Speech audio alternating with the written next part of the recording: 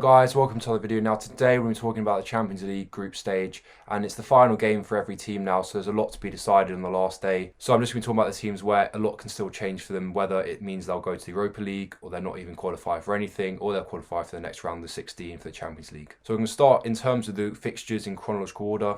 So we're going to start with Lazio versus Bruges tonight. Now Lazio have only got 5 wins in 10 games this season, which has got them 7th in the league, so not a great start. I'm sure they expected better. Bruges are currently 2nd in the Pro League, but they've only lost 2 of their last 7 away games in the Champions League group stage. But bearing in mind they're 2 points behind Lazio going into this game, so a draw is not enough for them. One sad thing for them is they've had a dispute between the manager and the player Dennis, who was playing very well last season, bagged a brace away at the Bernabeu, and he was actually linked with a move for my team, Sheffield United, which never came to anything. He was kicked out of the squad after a dispute with the manager, saying how he didn't want to sit where he was sitting. Now, having those sort of disputes can't really help the squad's boost, but I don't think it will lower it too much either, and they'll just be getting on with it. Nonetheless, though, I think as long as the service to Mobile is done right tonight, then I think it's going to be a 2-0 win to Lazio. Barcelona versus Juve. Now, in terms of what this game can bring, it doesn't really bring much except seeing the 2 best players in the world. What it can do for the group is not very much. Both teams have already qualified. The only thing is it's a race for top place. But even if that was the case, go on a bit of a rhyming spree here, then Juve would have to win by 2 goals, and they'd also have to score 3 goals in the process. So I think in this sort of game, anything could really happen because you just don't know what teams they're going to play out. They could try and rest the team. They could be resting all of their key players. I mean, I'm sure Ronaldo and Messi will both be playing, but in terms of other key players which are aging in the Barcelona team, they could be rested. I mean, they're quite far behind already in the league, Barcelona, so they might want to rest a few players for their weekend game. But the score I'm going for, this may be due to my Ronaldo bias, but I'm going to go for a 3-1 win. And of course, I've got to say Ronaldo's going to score as well. RB Leipzig versus Man United. Now, this is another game tonight. In my opinion, this is probably the most exciting game of the night, but of course, it's not going to be the most watched one, which is understandable because when do you get to see Ronaldo and Messi play? Not that often anymore, and it could actually be the last time we see it. Now, the last time Man United played RB Leipzig, it was at home, and it was actually quite a tight game, but Man United had a scoring spree towards the end to make it a humiliating result for RB Leipzig in the end. Now, Man United, they lost last time out as well to PSG. From RB Leipzig, they're a team which is really interesting for me because in terms of their squad, they have players which are so fit and versatile. You have people who can play at right wing back, centre mid, and centre back, just to name that one player. You know, it's just incredible that loads of those players can do those sort of positions.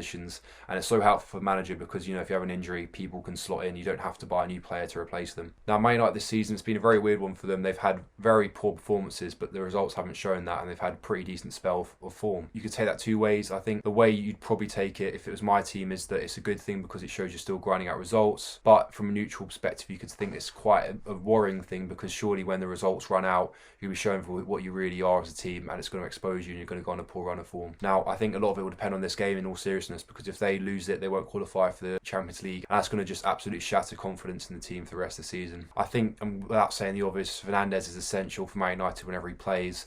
It's no surprise that him and Rashford came on, who's also another great leader, against West Ham, and suddenly they went on to win the game. I think it's interesting that the talk with Pogba's future coming out just before this game, I think he wasn't really going to play anyway because I don't really think, especially away from home, he's defensively solid enough. And I think, to be honest, the reason he hasn't really played is because he's not better than Fernandes to get that creative role, and I think he's just not enough of a leader as well, which is why Fernandes has done so well since joining, and Pogba hasn't really ever done as well as Fernandes has done so far. Saying that though, I think Pogba's still a great player, and I think he'd do amazing in any other league, to be honest. I think you do very well for Madrid or Juve especially. I think Man United are the team clutch when it comes to these sort of tough, tricky games, which is a massive compliment to an extent because if you can perform under pressure like this, then it's especially good for the Champions League. So I'm going to go for a 3-2 Man United win. PSG versus Istanbul Başakşehir. Now, this game isn't talked about as much, but PSG do actually need a point to qualify. If they were, in theory, to lose tonight and RB Leipzig and Man United drew, then those two would go through instead. Now, on the weekend, PSG rested quite a few key players, which I'm sure was to do with this game, and they won the game anyway. Now, Moise Kean for PSG, still currently an Everton player, has really impressed me so far. I mean, I thought it was a bit of a strange signing and I thought he was just going to be a bench player, but he's totally proved me wrong on that. I know he's in a less competitive league in the Premier League, but nonetheless he's done very well, and I haven't really watched that anyway. I've been watching him in the Champions League, and there he's done very well. I thought it very decent against Man United. I thought PSG looked decent against Man United, but negative they've got to take from the win against Man United is they weren't really clinical enough for parts of the game. Against maybe a better opposition, you could say, if they didn't capitalise on those chances, they would have paid for it because they missed them. Then Man United got back in the game, luckily got a corner and scored from it, only for Man United to get a red card. And you could argue if they hadn't got the red card, they could have got back into the game, because even with 10 men, they looked pretty decent.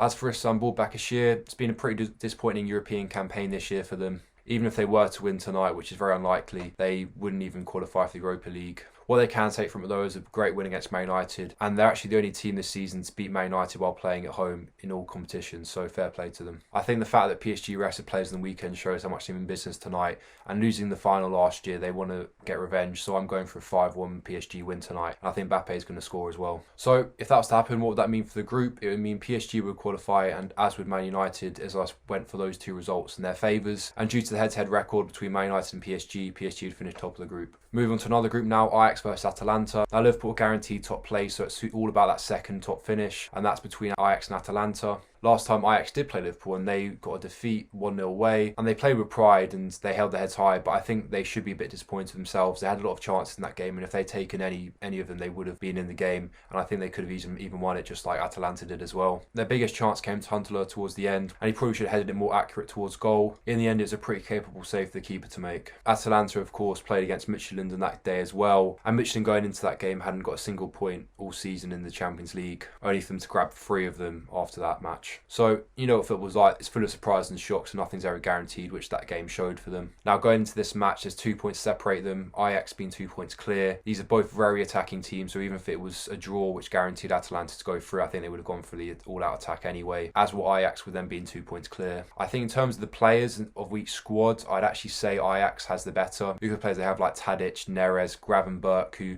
is a new player to the squad, and he looks very good so far. I know him from my Football Manager 20 days, so that's where I've found him, and I have to say that just as good in real life as he did for me in Football Manager. And of course, players like Tagliafico as well. As for Atalanta, I think in terms of the system, the 2 players which are essential are Gomez and Ilic. If they're having a decent game on the day, it doesn't matter who they're playing, they're going to give anyone a tough day, and that's going to be a key factor for them against Ajax, in that if those 2 have a good game, it'll be very hard for Ajax to contain them. But on top of that, they do have very good, decent wing backs in Hartbauer and Goossens as well. So for that reason, I'm going to go for a 3-2 Atalanta win. However, saying that, the team which doesn't go through and goes to the Europa League, I think they have a great campaign in the Europa League as well, as long as they fully go for it and they don't go for a half-hearted approach. Now moving on to Salzburg versus Atletico Madrid.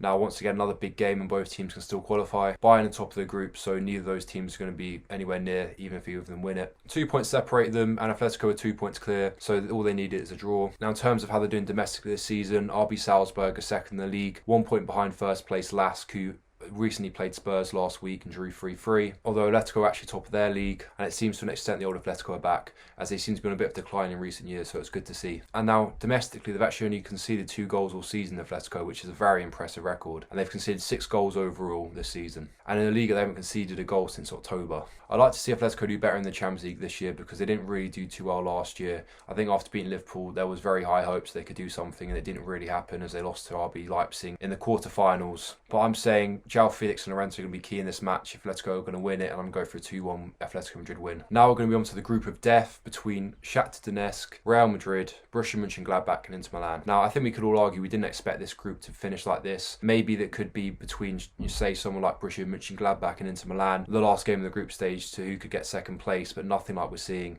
especially with even having the thought in mind of Real Madrid actually not qualifying for the Champions League knockout stages. Now in terms of which team has it hardest in this situation, it's Inter Milan. Every other team, as long as they win for themselves, will go through, but for Inter Milan, they also rely on the other result, not finishing as a draw, as if they will, those 2 teams will finish on 10 points, and even if Inter win, they'll finish on 8. So if you compare the head-to-head between all these teams, Shakhtar Donetsk have done the double over Real Madrid, which is quite incredible to say the least. Borussia Mönchengladbach have done the double over Shakhtar Donetsk as well. Real Madrid have done the double over Inter Milan, and Inter Milan have beaten Borussia Mönchengladbach. So it's just incredible that everyone's beating everyone. It's so exciting to watch, and it's going to be an incredible finale tomorrow to find out who will finish on top. In my opinion, I'd love to see Inter Milan get into knockout stages. When I first started getting into football, it was around the time Mourinho won the Champions League with Inter Milan against Bayern Munich, which was an incredible season for Inter Milan, and it really got me interested in their team. So for a nostalgic point of view, it'd be nice to see them do well in this season, and I've been very disappointed, in my opinion, to see them finish 2 Champions League group stages in the Europa League spot. Now for the Borussia Mönchengladbach Real Madrid game, the last time out it finished 2-2. I think for Real Madrid it's a very scary thought for the fans that they never really seem to be anywhere near as good without Ramos in the team, and considering he's aging a lot and he doesn't seem to be getting contract agreements with the club, it could be a matter of time before he leaves anyway, and the problem they're going to have with that is it's something money can't buy. Leadership is something which is instilled in the player and born from day one, so if they don't have it, they're not going to suddenly grow it. So it's a real worry for them, and the fact that whenever he's not playing, they look a lot worse for team could mean they find themselves in the transfer market looking for a replacement for a long time. Now, in terms of this game, once again, it goes back to the point that as long as Rams is playing, I think they'll probably be okay in the match. I wouldn't be surprised if we scored either. I think I saw parts of the game where they played away at Shakhtar, and it was very concerning how they played, and it's a very sloppy goal, especially for the second one. Real Madrid have so much experience in the Champions League, it's going to count for them in this game, especially considering how a lot of them have actually still been there from when they had the Champions League success in recent years. That's why I'm going to go for a 3-1 Real Madrid win. As for Inter Milan, I think they're just going to be so up for it, and Conte's been given a lot of criticism by the fans and their ultras at the moment at Inter Milan, so he's going to have a lot to prove. And there's a lot of players in the team which have a lot of quality that haven't really performed what they should be, so I think that's going to have to show tonight, otherwise there's going to be a lot of questions asked from everyone in that team, and Conte of course as well. I think Lukaku's going to be key because he's a great player, and also recently came out saying how he believes he's one of the best strikers in the world, which is hard to disagree with when you see his record since he's joined Inter Milan as a striker. I think he's going to score again tonight, and I'm going to go for a 3-1 Inter Milan win. Right guys, that draws the end of the video. Now let me know what you think about predictions, if you agree with them or you think I'm quite far off. Let me know if your team's playing in the Champions League and how you think they'll do as well if they are. If you enjoyed the video and you're new around here, please like, subscribe, it means so much to me and it keeps me making these videos. Until next time, take it easy.